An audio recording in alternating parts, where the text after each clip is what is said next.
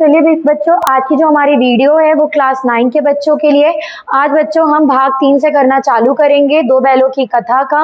आज हम भाग 3, भाग 4 और भाग 5 देखेंगे। और इस चैप्टर का जो समझने वाला टॉपिक है या जो समझने वाली जो वीडियो है वो आज हम इसी पार्ट में खत्म कर देंगे और इसके अगले पार्ट से हम इसका अभ्यास करने की कोशिश करेंगे। चलिए बच्चों, अब हम इस चैप्टर के भाग 3 की ओर बढ़ते हैं। भाग 3 में जाने के पहले आप ये चीज याद रखें कि हमने भाग 2 तक देख चुका था कि हीरा और मोती गया के घर से भाग गए थे और उनको भगाने में गया की जो लड़की थी उसी ने ही मदद किया था। तो चलिए बच्चों, अब हम भाग 3 में देखते हैं कि दोनों भागते हैं तो उनके साथ क्या क्या घटना होती है और वो किस प्रकार इन घटना से अपने आप को बचाते हैं। चलिए, अरे ये क्या, कोई सांड ढोकता चला आ रहा है। हाँ, सांड ही है, वह सामने आ पहुंचा। दोनों मित्र बगले झांक रहे हैं। सांड पूरा हाथी है, उसे भिड़ना जान से हाथ धोना है, लेकिन न भिड़ने पर भी जान बचती नहीं नजर आती। इन्हीं की तरफ आ भी रहा है, कितनी भयंकर सूरत है। होता क्या है कि दोनों मित्र खड़े रहते और उनके तरफ एक भयंकर सांड हाथी के समान एक भयंकर सांड उनके तरफ आते हुए दिखता है, जिसको देखकर दोनों बहुत ज्यादा चिंतित हो जाते हैं कि यदि ये जो सांड है उसे वो विनती करेंगे कि चल भाई लड़ाई झगड़ा नहीं करते हैं, तो भी उनकी जो जान है वो बचती हुई नहीं दिख रही है।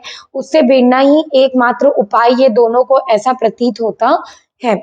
आगे चलते हैं। मोती ने मुख भाषा में कहा, आपको पता है कि जानवरों की कोई वाणी नहीं होती, वो मुख भाषा में ही अपने में बात करते हैं। मोती ने मुख भाषा में कहा, बुरे फंसे जान बचेगी, कोई उपाय सोचो। वो बोलता है बहुत बुरे फंसे हैं, कोई उपाय सोचो तभी जान बचेगी, वरना तो हो गया आज।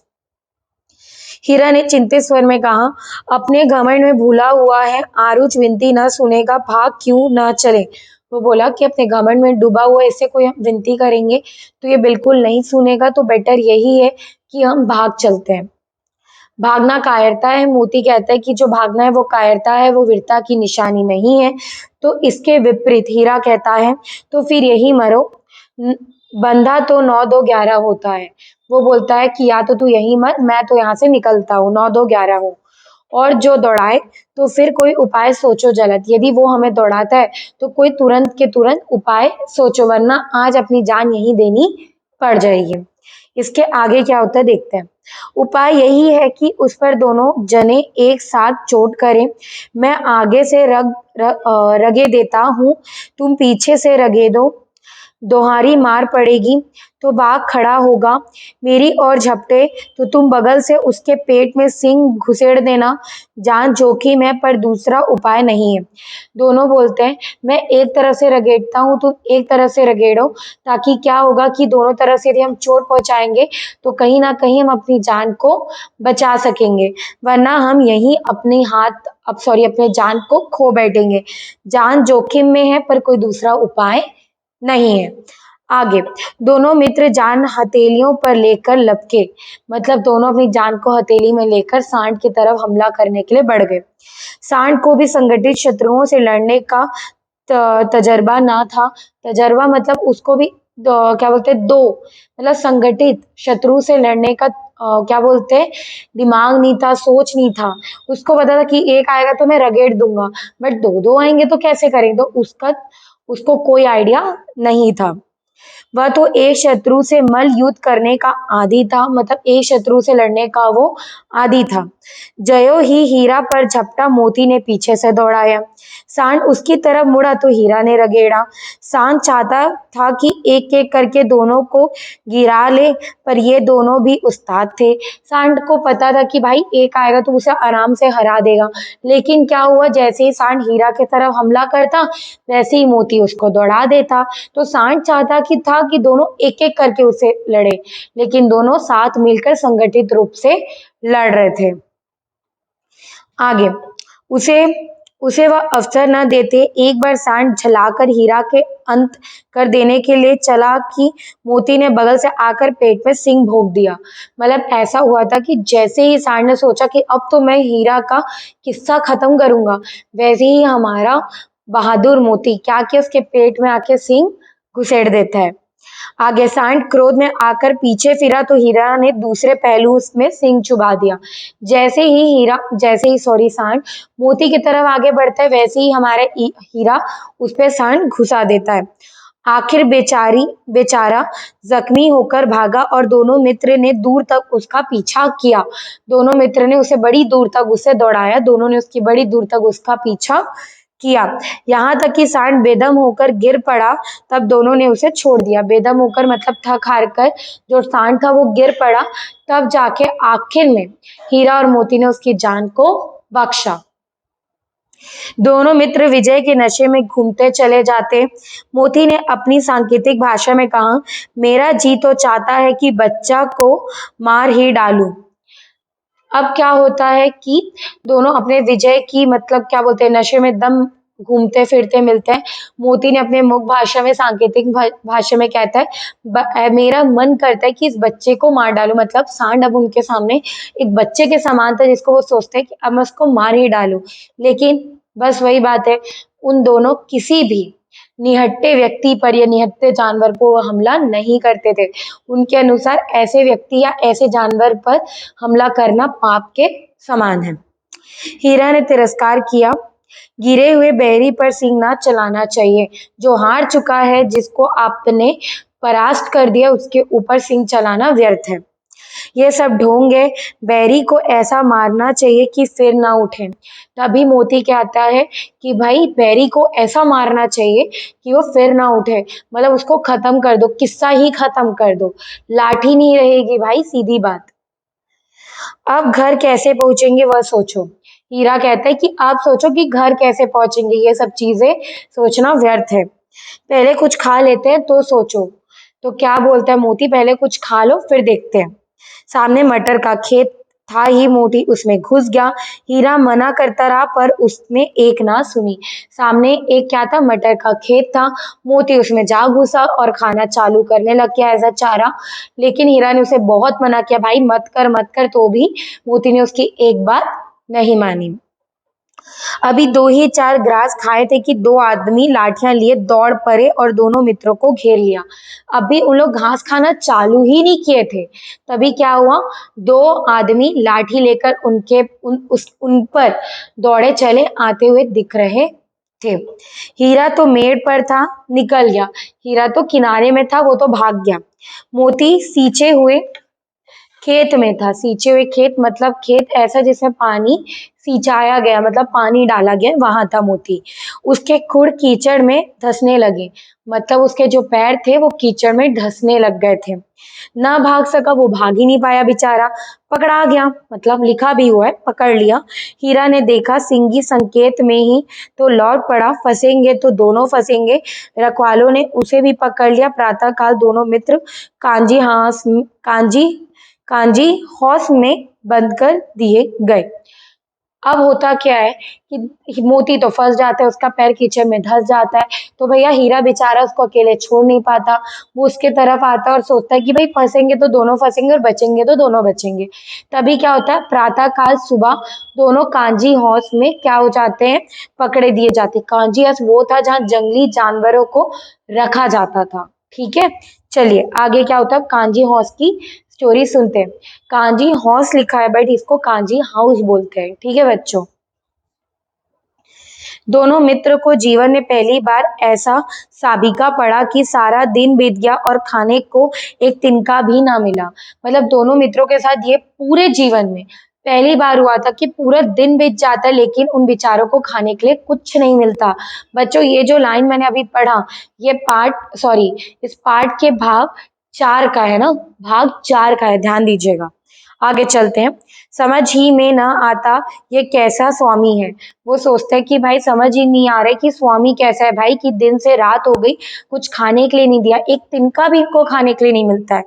इससे तो गया फिर भी अच्छा था। यहाँ कई भैंसे थी, कई बकरियां, कई घोड़े, कई गधे, पर किसी के सामने चारा ना था। सब जमीन पर मुर्दों की तरह पड़े थे। वो कहते हैं कि यहाँ कई जानवर थे, बकरियां थी, भैंसे थे, गधे थे, लेकिन किसी के भी सामने चारा नहीं था। किसी मरे हुए व्यक्ति के समान, किसी मरे हुए जानवर के समान वो जमीन पर लेटे हुए थे। आगे, कई तो इतने कमजोर हो गए थे कि खड़े भी नहीं हो सकते थे।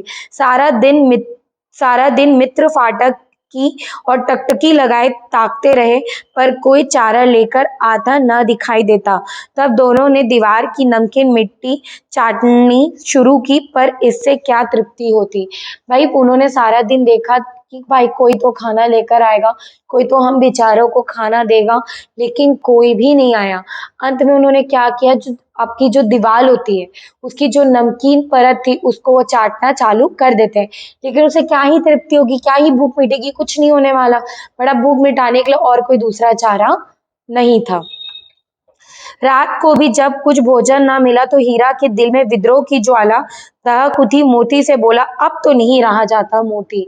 मतलब विद्रोह की ज्वाला। हीरा बोलता है कि बस यार अब हो गया भाई, अब नहीं झेला जा रहा। विद्रोह की ज्वाला उसके मन में उज्ज्वलित हो गई। अब बोलता है बस मोती, अब झेला नहीं जा रहा है मेरे से। मोती ने सिर लटकाए हुए जवाब दिया, मुझे तो मालूम होता है प्राण निकल रहे हैं। मोती ने मतलब मासूम, मतलब भाई अब बेचारे के स्वर में बोलता है कि अब क्या करे, अब तो लग रहा है कि मेरे शरीर से अब जान निकल ही जाएगी। इतनी जल्द हिम्मत ना हारो भाई, यहाँ से भागने का कोई उपाय निकालना चाहिए। हीरा बोलता है कि इतना जल्दी क्या ना हारो, हिम्मत मत हारो, कोई ना कोई उपाय निकालते हैं और यहाँ से भाग निकल जाते हैं। आओ दीवार तोड़ डालें। मोती वापस अपने वही ना कि भाई उसको हमेशा बहादुरी रहती है, एकदम भाई तोड़ फोड़ करने वाला आदमी हमारा मोती। वो कहता है चलो भाई दीवार तोड़ डालते हैं, मुझसे तो अब कुछ नहीं होगा।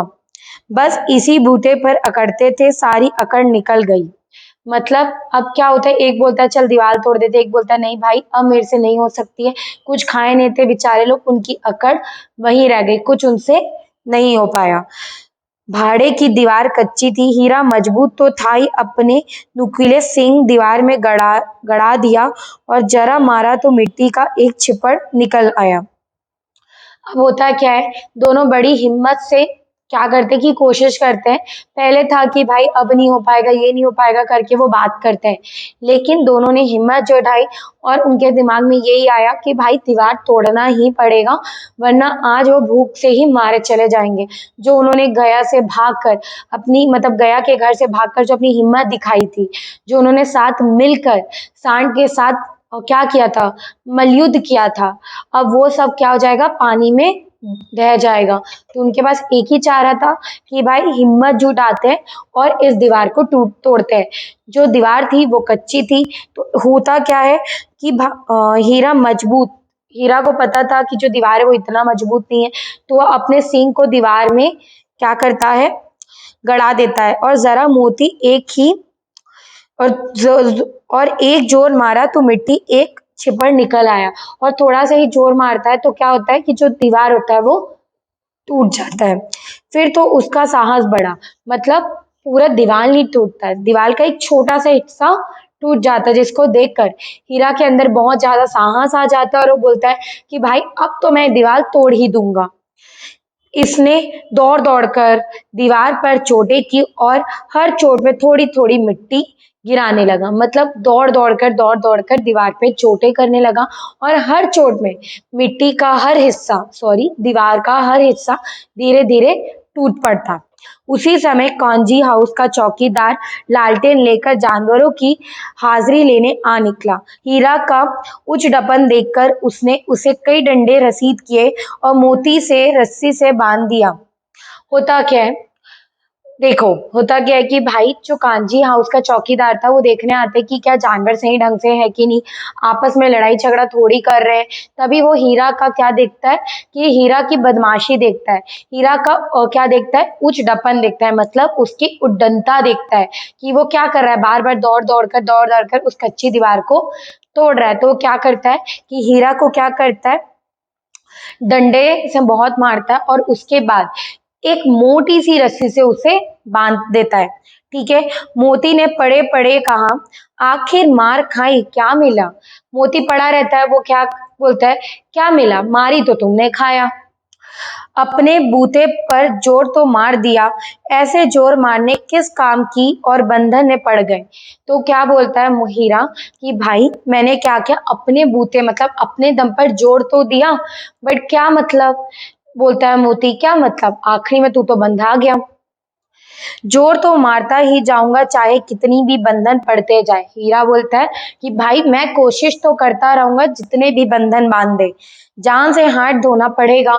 मोती कहता है जान से हाथ धोना पड़ जाएगा तेरे को, कुछ परवाह नहीं, यूं तो भी मरना ही है। सो दीवार खुद जाती तो कितनी जाने बच जाती। इतना भाई यहाँ बंद है, किसी की देह में जान नहीं, 2-4 दिन और यही हाल रहा तो सब मर जाएंगे। हीरा कहता है कि भाई थोड़ा सा जोर लगाऊंगा, ये दीवार टूट जाती तो सोच कितनी की जान बच जाती। यदि मैं थोड़ा सा जोर लगाकर बाकियों की जान बचा देता हूँ तो वो ज्यादा फायदा है ना।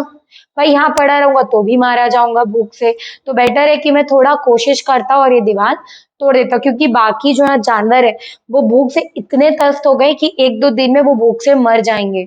तो बेटर है कि मैं कोशिश करता और ये दीवार तोड़ने का फुल प्रयास करता हूँ। आगे, हाँ यह बात तो यहाँ ये बात तो है। अच्छा तो ला फिर मैं भी जोर लगाता हूँ। मोती ने भी दीवार में उसी जगह सिंह मारा, थोड़ी सी मिट्टी गिरी और फिर हिम्मत बढ़ी। फिर तो वह दीवार में सिंह लगाकर इस तरह जोर करने लगा मानो किसी प्रतिद्वंदी से लड़ रहा है। होता क्या है बच्चों कि भाई अब मोती को भी बात सही लगी हीरा की, तो वो भी अब थोड़ा सा दीवार में उसी जगह सिंह मारा जहाँ हीरा ने सिंह मारा, तो थोड़ी सी मिट्टी गिरी। अब क्या हुआ, इससे मोती की भी हिम्मत बढ़ गई, तो वो और ज्यादा सिंह मारने लग गया। ठीक है, और वह सोचा कि भाई इस प्रकार वो सिंह मारने लगा कि जैसे वो किसी प्रतिद्वंदी मतलब अपने किसी अपोजिट पार्टी से लड़ रहा हो। आखिर कोई 2 घंटे की जोर आजमाई के बाद दीवार ऊपर से लगभग 1 हाथ गिर गई। इतने घंटे की मेहनत मतलब लगभग 2 घंटे की मेहनत से दीवार का जो ऊपर का हिस्सा था वो गिर गया। उसने दूनी शक्ति से दूसरा धक्का मारा तो आधी दीवार गिर पड़ी। तभी मोती ने दूनी शक्ति से मतलब डबल ताकत से धक्का मारा कि दीवार का जो आधा हिस्सा था वो ही टूट गया। दीवार का गिरना था कि अधमरे से पड़े हुए जानवर चेत उठे। मतलब जो जानवर अधमरे से थे, भूख से पूरे मतलब क्या बोलते हैं, एकदम मरे हुए आदमी की जैसे पड़े हुए थे, उनके अंदर भी चेतना आ गई। तीनों घोड़ियां सरपट भाग निकली। जो 3 घोड़ियां थी वो एकदम भैया सरपट भाग निकली, भैया भागो भागो अब तो जान बची हमारी। फिर बकरियां निकली, इसके बाद भैंसे भी खिसक गए, पर गधे अभी तक जयो के तयो खड़े थे। उसके बाद घोड़ियां जो घोड़ी थे वो निकल कर दौड़ भागे, बकरियां भी निकल गई, भैंसे भी भाग गए, लेकिन गधे बोलते हैं ना वैसे की वैसे पड़े रह गए।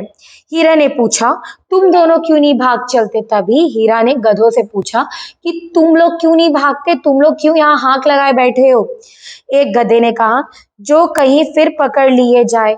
वो बोला कि भाग कर भी क्या ही मतलब, वापस पकड़े चले जाएंगे तो क्या हर्ज है, अभी तो भागने का अवसर है। तभी हीरा बोलता है भाई क्या हर्ज है, अभी तो भागने का अवसर है ना, तो भाग चलो, क्यों रुके हो यहाँ, हमें तो डर लगता है, हम यहीं पड़े रहेंगे। गधा क्या बोलता है कि नहीं भाई हमें तो बहुत ज्यादा डर लगता है, हम तो यहीं पड़े रहेंगे, भागने का कोई मतलब नहीं है। आधी रात से ऊपर जा चुकी थी। दोनों गधे अभी तक खड़े सोच रहे थे कि भागे या ना भागे, और मोती अपने मित्र की रस्सी तोड़ने में लगा हुआ था। जब वह हार गया तो हीरा ने कहा तुम जाओ, मुझे यहीं पड़ा रहने दो, कहीं भेंट हो आ शायद कहीं भेंट हो जाए। आधी रात निकल चुकी थी, दोनों गधे अभी तक बस सोच रहे थे कि जाएं या ना जाएं। लेकिन मोती अपने मित्र हीरा की रस्सी को तोड़ने में लगा हुआ था। लेकिन आखिर में भाई हीरा क्या बोलता है, भाई ये रस्सी नहीं लगता है टूटेगी, तू एक काम कर, तू भी पकड़ा जाएगा मेरे कारण, एक काम कर तू भाग चले जा, कहीं ना कहीं हम एक दूसरे से मिल लेंगे। आगे, मोती ने आंखों में आंसू लाकर कहा तुम मुझे इतना स्वार्थी समझते हो हीरा, हम हम और तुम इतने दिनों एक साथ रहे, आज तुम विपत्ति में पड़ गए तो मैं तुम्हें छोड़कर अलग हो जाऊं। मोती के आंखों में आंसू आ गए और वो बोलता है, हीरा तुम मुझे क्या इतना स्वार्थी समझते हो, इतना लालच वाला व्यक्ति सोचते हो क्या? हम दोनों इतने समय एक साथ रहे, हम दोनों ने इतनी विपत्ति का सामना एक साथ किया, और अब तुम मुसीबत में पड़ गए तो तुमको लगता है कि मैं इतना स्वार्थी हूँ जो तुम्हें यहाँ अकेला छोड़कर चला जाऊंगा। हीरा ने कहा, बहुत मार पड़ेगी, लोग समझ जाएंगे कि ये तुम्हारी शरारत है। वो बोलता है, हीरा कि बहुत मार पड़ेगी तुम्हें, लोग समझ जाएंगे कि तुम्हारी शरारत है, ये तुम्हारी बदमाशी है। मोती गर्व से बोला, जिस अपराध के लिए तुम्हारे गले में बंधन पड़ा उसके लिए अगर मुझे मार पड़े तो क्या चिंता, इतना तो हो ही गया कि 9-10 प्राणियों की जान बच गई, वे सब आशीर्वाद देंगे। मोती बोलता है, मुझे मार खाने में कोई दिक्कत नहीं है, जिसके कारण मेरे दोस्त के गले में बंधन पड़ गया, जिसके कारण 9-10 जानवरों की जान बच गई, तो मैं उसके लिए मार खाना भी खुशी खुशी स्वीकार करता हूँ। आगे ये कहते हुए मोती ने दोनों गधों की सींगों से मार मार कर बाड़े के बाहर निकाला और तब अपने बंदूक के पास आकर सो रहा। होता क्या है कि जो हमारा मोती रहता है वो सींग मार मार कर उस दोनों पगले गधों को यहाँ से भगा देता है, फिर आखिरी में अपने ही मित्र हीरा के बगल में आकर सो गया। भोर होते ही मुंशी और चौकीदार तथा अन्य कर्मचारियों में कैसी खलबली मची, इसने इसके लिखने की जरूरत नहीं, बस इतना ही काफी है कि मोती की खूब मरम्मत हुई और उसे भी मोटी रस्सी से बांध दिया गया। प्रेमचंद जी कहते हैं कि लिखने की कोई जरूरत नहीं है, कि जो मुंशी था, चौकीदार था और जो अन्य कर्मचारी थे, ठीक है, उन्होंने बहुत पीटा, बहुत अच्छे से मरम्मत की मोती की, और आखिरी में उसे भी रस्सी से बांध दिया। अब बच्चों, हमने इस चैप्टर के पहले भाग को देखा, दूसरे भाग को देखा, तीसरे भाग को देखा और चौथे भाग को देखा। ठीक है, अब हम आते हैं बच्चों पांचवें भाग के ऊपर। चौथे भाग में हमने देखा कि कांजी हाउस में किस प्रकार का ड्रामा क्रिएट किया गया था हीरा और मोती के द्वारा। अब आते हैं पांचवें भाग पर, और ये इस चैप्टर का अंत भाग है। ठीक है, सॉरी, अंतिम भाग है। चलिए, एक सप्ताह तक दोनों मित्र वहां बंधे पड़े रहे, किसी ने चारे का एक तण भी न डाला। हाँ, एक बार पानी दिखा दिया जाता था, यही उनका आधार था। दोनों इतने दुर्बल हो गए थे कि उठा तक न जाता था, ततरियां निकल गई थी। होता क्या है, एक सप्ताह तक बेचारे दोनों को, हीरा और मोती को, खाना ही नहीं दिया गया, केवल उन्हें पानी दे दिया जाता। बेचारे इतने दुर्बल हो गए थे कि अब उनसे उठा भी नहीं जा रहा था। एक दिन बाड़े के सामने डूगी बजने लगी और दोपहर होते होते वहां 50-60 आदमी जमा हो गए। एक दिन क्या हुआ, डूगी मतलब बोलते नहीं है, 4-5 लोगों को बुलाने के लिए वो बजाते नहीं है, क्या तो बोलते हैं बच्चों उसको, बैंड बाजा टाइप समझ लो। डूगी बजाई गई कि भाई 4-5 लोग आपस में इकट्ठा हो जाए, इस टाइप से डूगी बजाने लगी। आप देखे होंगे ना पुराने नाटक वाटक में, ये जो बच्चों के नाटक आते थे, आप बचपन में जो कार्टून देखते थे, उसमें तो ना क्या ड्रम जैसा एक आदमी बजाता आता और सभी लोगों को इन्फॉर्मेशन करता है, सभी लोगों को इकट्ठा करता, उसी तरह यहाँ भी एक बाजा बजाया गया डूगी, जिससे सारे लोग आपस में आसपास से सारे लोग इकट्ठा हो गए। तब दोनों मित्र निकाले गए, उनकी देखभाल होने लगी। लोग आ आकर उनकी सूरत देखते और मन फीका करके चले जाते। लोगों, जब उन दोनों जानवर हीरा और मोती को बाहर निकाला गया, दोनों को अच्छे से देखभाल दिया गया, बट और सारे लोग उनको आके देखते, निहारते और मन फीका करके वहां से चल देते, मतलब मन निराश करके वहां से चले जाते। ऐसे मृतक बैलों को कौन खरीदार होता, मतलब ऐसे जो बैल तो उन्हें सही तरीके से खाना नहीं गया था, जो हमारे अच्छे तंदुरुस्त हमारे बैल थे, अब वो कैसे हो गए थे, मृतक जैसे मरे हुए जानवर के समान हो गए थे। तो भाई व्यक्ति तो निराश हो गई ना, कौन चाहेगा कि मृतक बैल वो खरीदे और अपने सर के ऊपर बोझ डाले, सब तो चाहेंगे ना भाई तंदुरुस्त बैल वो खरीदे। सहसा एक दरियल आदमी जिसकी आंखें लाल थी और मुद्रा अत्यंत कठोर आया और दोनों मित्रों के कलहू में उंगली गोद कर मुंशी जी से ये बात करने लगा। उसका चेहरा देखकर अंत ज्ञान से दोनों मित्रों के दिल कांप उठे। वह कौन है और उन्हें क्यों टुटाल रहा है, इस विषय में उन्हें कोई संदेह न हुआ। दोनों ने एक दूसरे को भीत नेत्रों से देखा और सिर झुका लिया। इस पैराग्राफ में बच्चों ये बोला गया है, थोड़ी देर बाद एक दरियल आदमी उनके पास आता है जिसकी आंखें लाल थी और वो इतना कठोर दिख रहा था कि दोनों हीरा और मोती को समझ ही नहीं आ रहा था कि ये जो व्यक्ति है वो उन्हें क्यों क्या कर रहा है, क्यों उनको टुटला रहा है, क्यों उन्हें टटोल रहा है और मुंशी जी से क्या बात कर रहा है वो उन्हें समझ ही नहीं आ रहा था। वो अंदर ही अंदर भयभीत हो रहे थे कि उन्हें अब लग रहा था कि भाई कुछ तो गलत होने वाला है हमारे साथ। ये जो आदमी है वो बहुत दड़ियल है, बहुत अड़ियल जैसा दिख रहा है, एकदम कठोर व्यक्ति है। हीरा ने कहा, गया के घर से नाहक भागे, अब जान न बचेगी। हीरा ने कहा कि अच्छा होता हम गया के घर से भागे ही नहीं होते, अब तो लगता है जान भी नहीं बचेगी। मोती ने आज श्रद्धा के भाव से उत्तर दिया, कहता है भगवान सबके ऊपर दया करते हैं, उन्हें हमारे ऊपर क्या दया नहीं आती। वो कहता है श्रद्धा पूर्वक भगवान की तरफ, कि अश्रद्धा पूर्वक मतलब भगवान के ऊपर बिल्कुल श्रद्धा के भाव से नहीं कहता है कि भाई भगवान सबके ऊपर दया करता है, भगवान सबकी मदद करता है। क्या हमारे ऊपर इतने दिन से मुसीबत का पहाड़ गिरे पड़ा है तो भी भगवान को हम पर दया नहीं आती है क्या। आगे, भगवान के लिए हमारा मरना जीना दोनों बराबर है। चलो अच्छा ही है, कुछ दिन उसके पास तो रहेंगे। एक बार भगवान ने उस लड़की के रूप में हमें बचाया था, क्या अब ना बचाएगा। अब होता क्या है, आपस में दोनों बोलते हैं कि भाई अब तो हमें लगता है कि जो हमारा मरना और जीना सब बराबर हो गया है।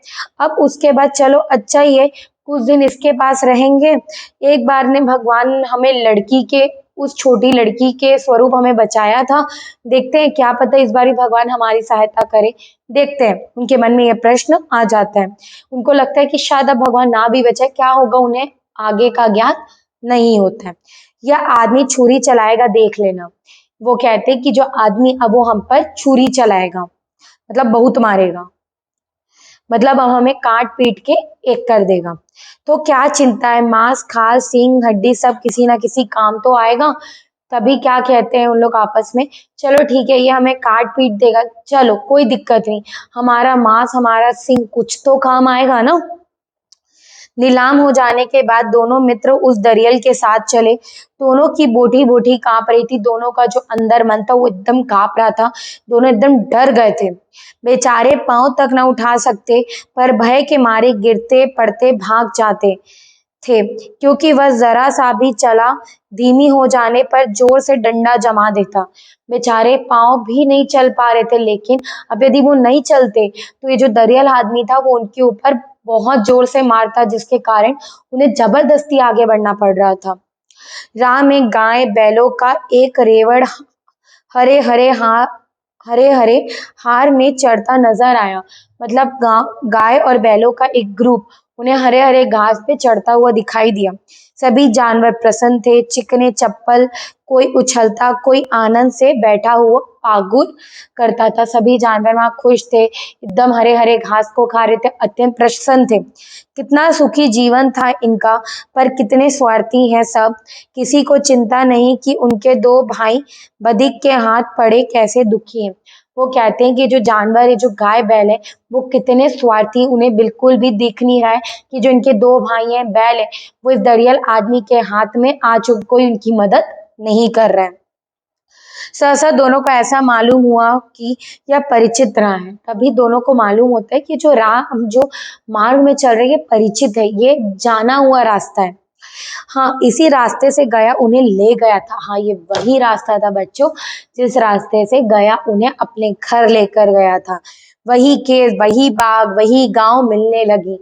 वही रास्ते में वही गांव, वही बगीचे, वही सब मिलने लग गए थे। प्रतिक्षण उनकी चाल तेज होने लगी। उसी क्षण उन दोनों बैल में एक नई उमंग आ गई, जिसके कारण उनकी चाल तेज होने लगी। सारी थकान, सारी दुर्बलता गायब हो गई। आह, यह लो, अपना ही हार आ गया। वो बोलते हैं हाँ, अपना ही रास्ता, अपना ही मार्ग आ गया, अपनी ही घास आ गई। इसे कुएं पर हम पूर चलाने आया करते थे। यही कुआं है, वहां वो पूर चलाने आते थे और ये वही कुआं है। चलो बच्चों, आगे मोती ने कहा हमारा घर नगीच आ गया, मतलब हमारा घर नजदीक आता हुआ दिखाई दे रहा है। हीरा बोला भगवान की दया है। हीरा बोलता भाई, हम बोल रहे थे कि भगवान हमारी मदद नहीं करता, भगवान हमारी मदद नहीं करता, लेकिन भगवान ने हम पर दया दिखाई दी। मैं तो अब घर भागता हूँ, यह जाने देगा। वो बोलता है मोती, अब तो मैं घर भागूंगा। तभी हीरा बोलता है लगता है ये दरियाल आदमी हमें जाने देगा, इसे मैं मार गिराता हूँ। मोती बोलता है भाई, हमारा सब तोड़ ताड़ देने वाला मोती बोलता है मैं इसे मार गिराता हूँ। नहीं नहीं, दौड़कर थान पर चलो, वहां से हम आगे ना आएंगे। दोनों उन्मत्त होकर बछड़ों की भांति कुल्लेल करते हुए घर की ओर दौड़े। वहां हमारा थान है। दोनों दौड़कर अपने थान पर आए, खड़े हो गए। दरियल भी पीछे पीछे दौड़ चला आता था। दोनों को समझ आ गया था भाई, अब तो हम अपने घर के पास आ गए। दोनों एकदम छोटे बच्चों की तरह अपने थान की ओर चल पड़े और वहां जाकर खड़े हुए। उनके पीछे पीछे वो दरियल आदमी भी दौड़ पड़ा। झूरी द्वार पर बैठा धूप खा रहा था। झूरी जो उनका ओरिजिनल मालिक था, जो उनका असली मालिक था, वो कहाँ बैठा था? वो द्वार पर बैठा धूप खा रहा था। बैलों को देखते ही दौड़ा और उन्हें बारी बारी से गले लगाने लगा। भाई झूरी के मन में भी इतना प्रेम उछल पड़ा कि वो दोनों बैलों को बारी बारी से गले लगाने लगा। मित्रों की आंखों से आनंद के आंसू बहने लगे। एक झूरी का हाथ चाट रहा था। दोनों मित्रों के आंखों से क्या बोलते एकदम आंसू की धारा बहने लगी। झूरी एक झूरी का हाथ चाट रहा था और एक बैल झूरी का क्या कर रहा था? हाथ को चाट रहा था। दरियल ने आकर बैलों की रस्सियों पकड़ ली। वहीं जो दरियल था वो दोनों के बैलों की रस्सियां पकड़ लिया। झूरी ने कहा ये मेरे बैल हैं। तुम्हारे बैल कैसे? मैं मेवा सिखाने से नीलाम लिए आता हूँ। वो बोला मैं तो अभी इन दोनों बैलों को नीलाम से खरीद कर ला रही, तुम्हारे बैल कैसे हो गए? मैं तो समझा हूँ चुराए लिए आते हो। झूरी बोलता है मेरे को तो लगता है तुम इन्हें चुरा के लाए हो। छुपके से चले जाओ, मेरे बैल है, मैं बेचूंगा तो बिकेंगे ना। किसी को मेरे बैल नीलाम करने का क्या अखित्यार है? वो बोलता है ये मेरे बैल है। किसका क्या वो है कि भाई इन दोनों को बैल को बेच दे? मैं बेचूंगा तब ये दोनों बैल बेचेंगे ना। मेरे को लगता है तुम इन्हें चुरा के लाए हो। यहाँ से तुरंत निकल जाओ, जाकर थाने में रपट कर दूंगा। हमारा दरियल आदमी क्या बोलता है कि मैं जाकर थाने में रपट कर दूंगा, मतलब मैं तुम्हारी शिकायत कर दूंगा, रिपोर्ट कर दूंगा। मेरे बैल हैं, हाँ इसका सबूत ये है कि मेरे द्वार पर खड़े हैं। वो बोलता है हाँ मेरे बैल हैं, इसलिए तो मेरे द्वार पे खड़े हैं। दरियल झल्ला कर बैलों को जबरदस्ती पकड़ कर ले जाने के लिए बढ़ा, मतलब एकदम गुस्से में, भाई नहीं मेरे बैल है, मैं इन दोनों को लेकर जाऊंगा। उसी वक्त मोती ने सिंग चलाया, दरियल पीछे हटा। तभी हमारे मोती ने अपना सिंग चलाया उस पर और दरियल पीछे हटा। भाई ये तो लग रहा है मेरी जान ले लेगा। मोती ने पीछा किया, दरियल भागा, मोती पीछे दौड़ा। गांव के बाहर निकल जाने पर वह रुका, पर खड़ा दरियल का रास्ता देख रहा था। भाई मोती ने उसे बहुत दौड़ाया जब तक वो गांव से निकल ना जाए, और गांव से निकलने के बाद मोती रुक गया और देख रहा था कि वो वापस तो नहीं आ रहा है, वो उसके रास्ता को ही देख रहा था। चल भाग भाग, मेरे इस गांव में मत आना दोबारा। दरियल दूर खड़ा धमकियां दे रहा था, गालियां निकाल रहा था, पत्थर फेंक रहा था। वहीं दरियल क्या कर रहा था? दरियल को बहुत गुस्सा आया कि भाई एक तो मोती ने मेरे को दौड़ाया, मैं खरीद कर लाया, और इन्होंने मेरे को ही गांव से निकाल कर फेंक दिया और मेरे को इतना दौड़ाया। तो वो दूर जाके उसे धमका रहा था, पत्थर फेंक रहा था, गालियां निकाल रहा था, और मोती विजय स्वर की भांति उसका रास्ता रोक खड़ा था। वहीं जो हमारा मोती था, विजय सुर मतलब एक टाइप का वीर पुरुष की तरह खड़ा रहता और उसके रास्ते को रोका हुआ था। गांव के लोग यह तमाशा देखते और हंसते। गांव के लोग बहुत ज्यादा तमाशा को देख रहे थे, ड्रामा देख रहे थे और खुशी से हंस रहे थे। जब दरियल हार कर चला गया तो मोती अकड़ता हुआ लौटा। जब दरियल वहां से हार कर चला गया तो हमारा मोती अकड़ कर, मतलब जैसे कि एक विजय पुरुष के भांति अकड़ कर चला आया। हीरा ने कहा, मैं डर रहा था कि कहीं तुम गुस्से में आकर मार ना बैठो। हीरा ने कहा, मुझे तो डर लग रहा था कि तुम गुस्से में आकर उसकी जान ना ले लो। अगर वह मुझे पकड़ता तो बे मारे न छोड़ता। वो मोती बोला, यदि मुझे पकड़ लेता ना तो मैं आज उसे बिना मारे नहीं छोड़ता। अब ना आएगा। हीरा बोलता, अब तो लगता है वो नहीं आएगा। आएगा तो दूर से ही खबर देखूं कैसे ले जाता है। मोती बोलता है, देखता हूँ ना, मैं उसका दूर से ही खबर लूंगा, देखता हूँ ना कैसे हम लोग को आकर यहाँ से लेकर जाता है। जो गोली मरवा दे, मर जाऊंगा पर उसके काम तो ना आऊंगा। हमारी जान को कोई जान ही नहीं समझता, इसीलिए कि हम इतने सीधे हैं। तभी आपस में दोनों बात करते हैं, बोलते हैं कि अब वो वापस आए तो हम यहाँ से भगा देंगे। वो बोलते हैं, हम हमारी जान को कोई जान नहीं समझता, क्या हम इतने सीधे हैं? हम भी तो बैल हैं, लेकिन बट हम सीधे नहीं है भाई। हम भी चाहते हैं कि हम किसी ना किसी पूर्वक हमारे जान को लोग क्या समझे, महत्वपूर्ण समझे, लेकिन हम सीधे करके लोग हमारी जान की महत्वता नहीं देते। जरा देर में नांदों में खली, भूसा, चाकर और दाना भर दिया गया। दोनों मित्र उसको प्रेम पूर्वक खाने लगे, मतलब दोनों मित्र खाने लगे। जूड़ी खराव दोनों को सहला रहा था और बीसों लड़के तमाशा देख रहे थे। तभी क्या होता है, जो नाद थे उसमें उनके खाने का चारा डाल दिया जाता है, दोनों बेचारे खा रहे थे। जूरी प्यार से उन्हें सलाह रहा था और 20 लड़के ये सारे तमाशा को देख रहे थे। सारा गांव में उच्चास सा मालूम होता। सारा गांव ये सब तमाशा देखकर अत्यंत ज्यादा उल्लाह में आ गया था, मतलब अत्यंत ज्यादा आनंद में आ गया था। उसी समय मालकिन ने आकर दोनों के माथे चूम लिए। तो माती जो हमारी मालकिन जो थी, जो इतनी गुस्सेली थी, अड़ियल थी, वो भी आखिर में अपना गुस्सा उन दोनों प्यारे बैलों पर छोड़ती और आखिरी में उन दोनों के माथे में चूम ली। तो बच्चों, इस कहानी का शिक्षक यही है कि यदि आपके मन में दृढ़ता हो, आपके मन में पता हो कि आपको करना क्या है, आखिरी में ईश्वर भी आपकी मदद करेगा आपके कर्म को पूरा करने में। कहते हैं ना, कर्म कीजिए फल की मत कीजिए, फल तो हमारा ऊपर वाला दे देगा। दोनों ने कितनी कठिनाइयां सही, कितना ज्यादा दुख देखा, बट आखिरी में उन्हें अपनी मालकिन का भी प्रेम मिला। वो अपने मालिक के घर वापस पहुंच गए और आखिर में उन्हें प्रेम भाव से पूरा गांव ने उनके आने की खुशी मनाई। तो ये था बच्चों आज का चैप्टर और क्लास 9 के हिंदी रीडर का फर्स्ट चैप्टर। आगे की वीडियो में हम कोशिश करेंगे इनके अभ्यास को देखने की और आगे आने वाले चैप्टर्स को और अच्छे से समझाएंगे। आज के लिए इतना ही बच्चों, लाइक एंड सब्सक्राइब करके जाइएगा। धन्यवाद।